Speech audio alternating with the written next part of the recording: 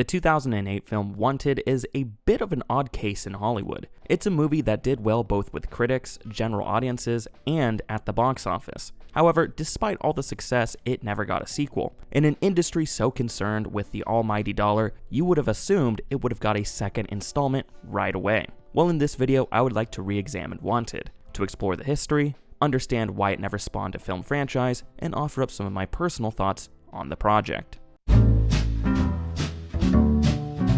For those unaware, the 2008 film Wanted is based on a comic book miniseries by the same name, from 2003 to 2004. The story follows Wesley F. Gibson, who discovers he's the heir to a career as a supervillain assassin in a world where such villains, the Fraternity, have secretly taken control of the planet and wiped all memories of its heroes. Wanted was written by Mark Millar, who you may also know as the writer behind iconic Marvel stories such as Civil War and Old Man Logan, as well as Kick-Ass, Kingsman: The Secret Service, and Jupiter's Legacy, among many others. The film rights to the series were picked up right away in 2004 by producer Mark Platt, who brought it to Universal Studios. Platt lobbied for the studio to hire Kazakh-Russian filmmaker Timur Bekmambetov as the director, who he thought would make a great pick after seeing his films Night Watch and Day Watch. Universal was initially hesitant to hire Timur as he had never made an English-language film before. However, Platt convinced him by stating that he could, quote, create an environment that would allow Timur to be himself as a filmmaker and exercise his creative muscles. We wanted to fit the broad structure of the studio system of filmmaking around Timur to make him more comfortable.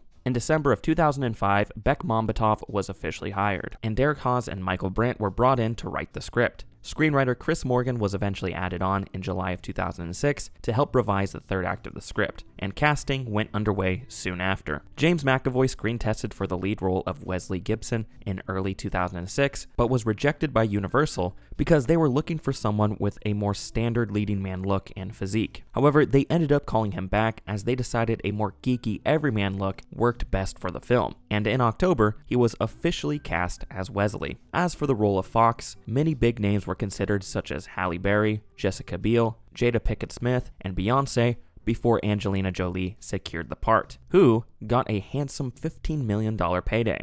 The rest of the cast would be filled with the talents of Morgan Freeman, Terrence Stamp, and Common, among many others. Filming kicked off in April of 2007, shooting all over the world in Prague, Budapest, and Chicago. Many of the cast chose to do their own stunts, which looked badass, but also resulted in McAvoy suffering several injuries such as a twisted ankle and an injured knee. As for the score, Danny Elfman was brought on, who agreed to do the film since he was a big fan of Bekmantov's previous films. Wanted was initially slated to come out on March 28th of 2008. However, it was pushed to June 27th as Universal thought it had potential to be a summer blockbuster. By the end of production, the budget was estimated to be around $75 million, not including marketing and distribution. And when adjusted for inflation, that would be $112 million in 2025. So that meant the pressure was on for this film to succeed. And succeed, it did. Wanted had an opening weekend gross of $50 million, coming in just short of number one in the box office behind Wall-E, which opened on the same day. Domestically, it went on to make $134 million, and overseas, it made $207 million for a total worldwide gross of $342 million. And when adjusted for inflation, that would be roughly $513 million in 2025. As for the reviews, the majority of them were positive. The film currently boasts a 71% critic and 69% audience score on Rotten Tomatoes, in addition to a 6.7 out of 10 on IMDb and a 3 out of 5 on Letterboxd. The film was even nominated for 2 Oscars, those being for Best Sound Mixing and Best Sound Editing. Wanted was both a critical and financial success, so obviously, there must have been a sequel. Right? Right?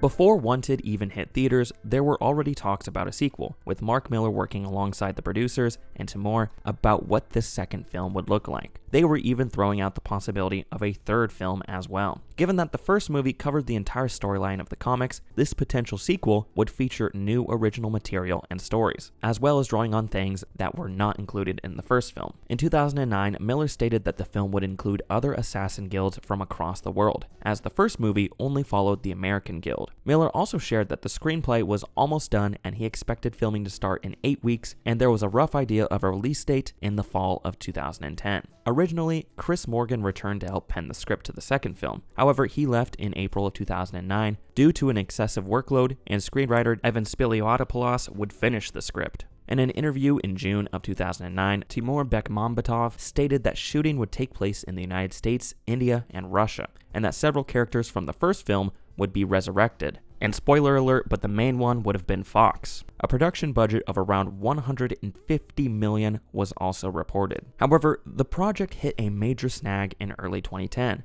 as Angelina Jolie decided not to return. This meant that the script had to be rewritten since the character Fox wouldn't show up, and the project was pushed back indefinitely as the studio reevaluated it. But Miller assured us that the film was still happening, saying this: "Wanted 2 will certainly be going forward, because the first one made too much money for them not to do a sequel." In September of 2011, Universal brought back Michael Brandt and Derek Hawes to write a new draft of the sequel. The story would pick up 4 years after the events of the first film and would follow a new female protagonist who would be recruited by Wesley.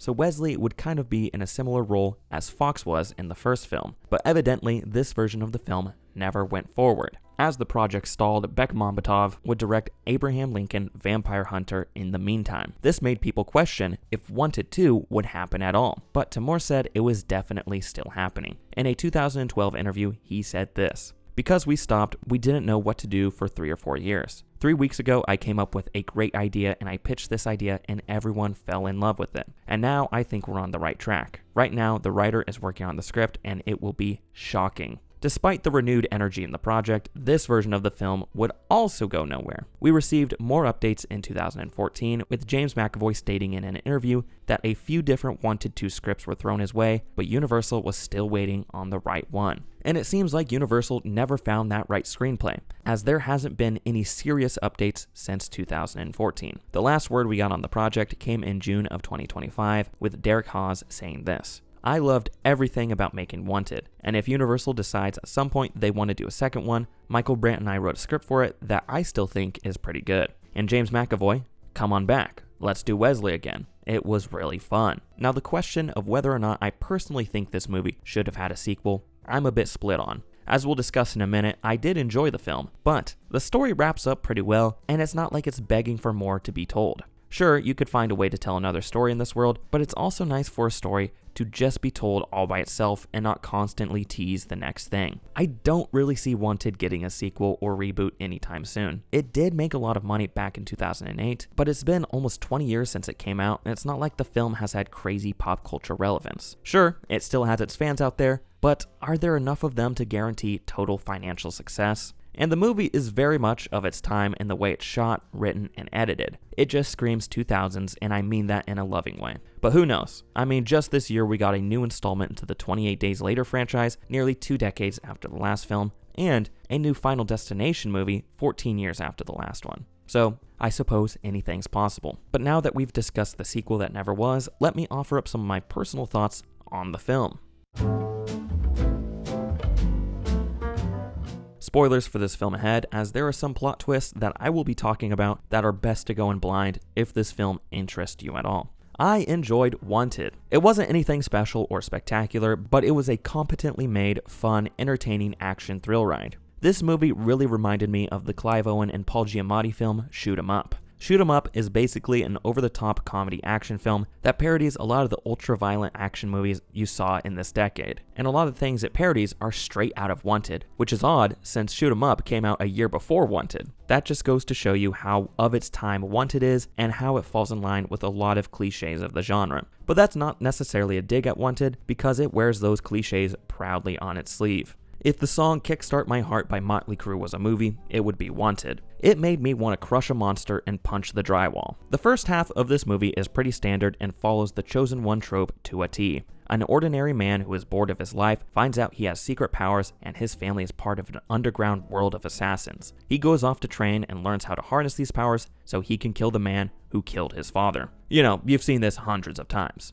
But right around the hour 20 mark, we get our plot twist, which puts a new perspective on everything we've learned, and really, this is where I truly started to enjoy the movie. Wesley finally kills the man he's been after the entire story, But shocker, it's actually his father. He's been manipulated by the secret assassins to kill him, and they are not as honorable as he thought they were. The man who acted as his role model is revealed to be the villain, and the rest of the film follows Wesley as he takes down the whole Assassin's Guild. I loved this twist, and seeing Morgan Freeman transition from the wise mentor to the villain was lots of fun. I do wish we got more development with Wesley grappling with the fact that he just murdered his dad he never knew, as they do brush over it pretty quickly and get right into the revenge. But hey, this movie prioritizes action first, which I can respect because they know their audience. Speaking of which, the action is tons of fun, but as I said earlier, it is very much of its time. It's over the top, it has sporadic editing,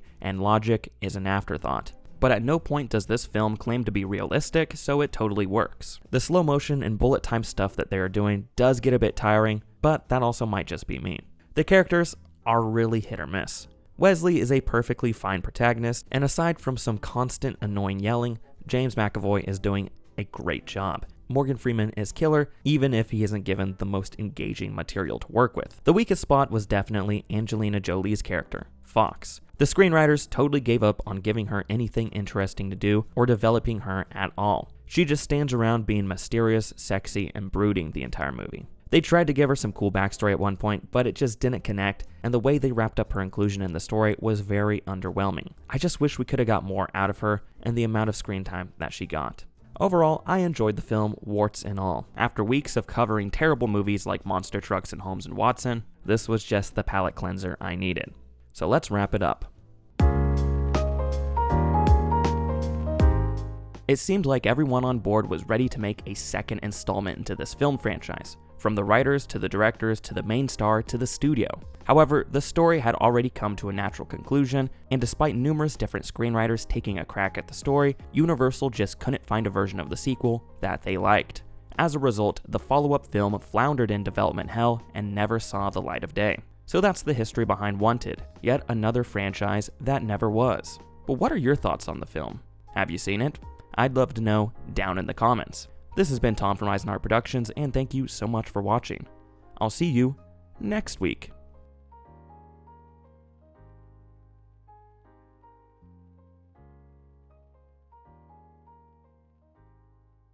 And here's a clue for next week's video. Dude, like, oh my God, like, can we talk about, like, the political and economic state of the world right now?